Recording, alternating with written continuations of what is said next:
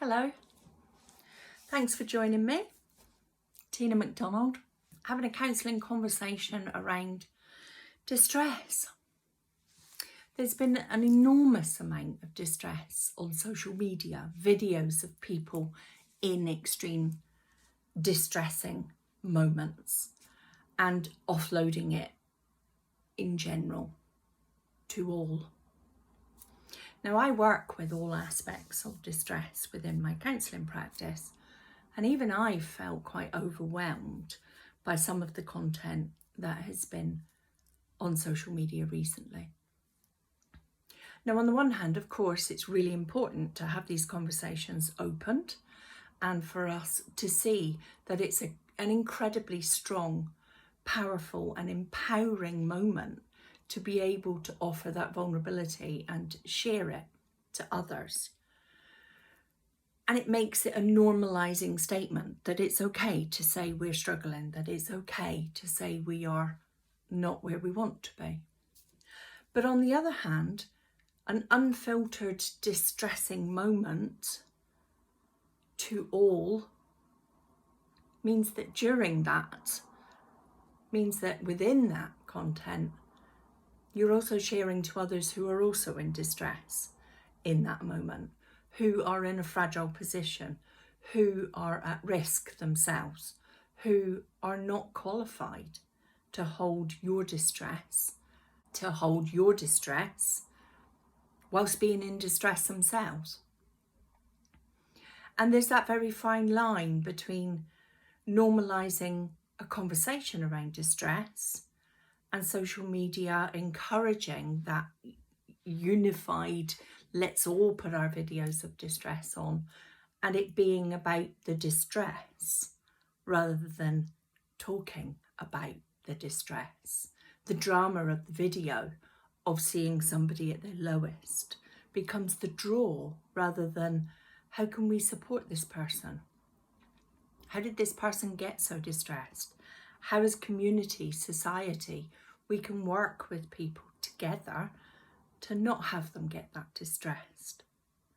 It's kind of like celebrating their distress rather than the talking about the distress and how we can then move that forward, or how we can preempt that somebody is heading in that direction.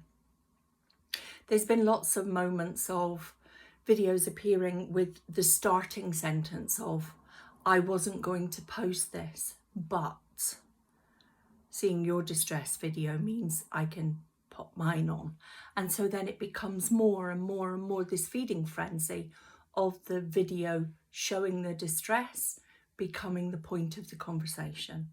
And I think that's the moment that makes me concerned that it's actually a social media going off tangent, and it's not helpful and it's not healthy that we become fixated on how distressed we can show ourselves rather than actually the conversation around, we have people around us in this state, what can we do to support them? It's kind of like there was a moment recently in an interview where Greg James, the DJ, spoke about ordinary interviews. Suddenly somebody's asking him about his mental health and him saying, why would I offload that to you? You're a journalist.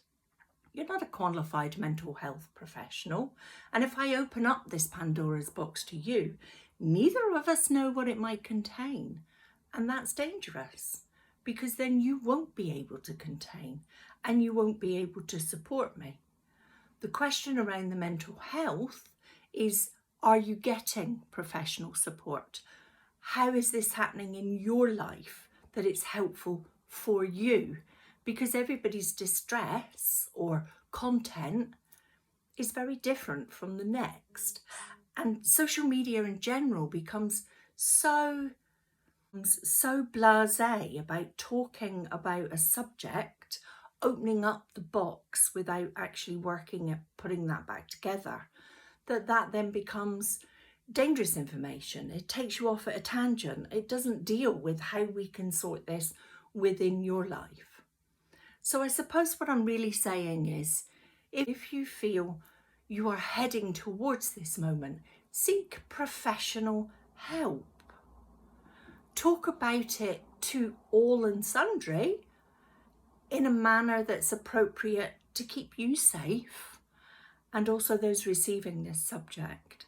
There are ways to talk about distress and perhaps moments of distress that are appropriate to share. So this isn't about saying shut down the conversation. This is about let's not let social media make the drama of the moment the point, the celebration. You've been really, really distressed and you've told us, and walk away and leave you with it. It's about what can we do to stop this moment happening, and how in your life can we offer things that are helpful to you, for you, by somebody who is qualified to support you. Now, that might well be a counsellor like myself, or it could be other mental health professionals, but it's possibly not anybody that happens to be wandering past a video on social media, because we need to make sure you're safe, and we also need to make sure they're safe. Leave some comments. How does this feel? How have you felt about this distressing overwhelm with distress? Comments, subscribe. Let's open the conversation about how we sort the distress, rather than just liking with a love heart a video of somebody on their knees in their lowest ebb, because I don't feel that that's enough. Do you? Thanks for your time. Thank you. Bye-bye.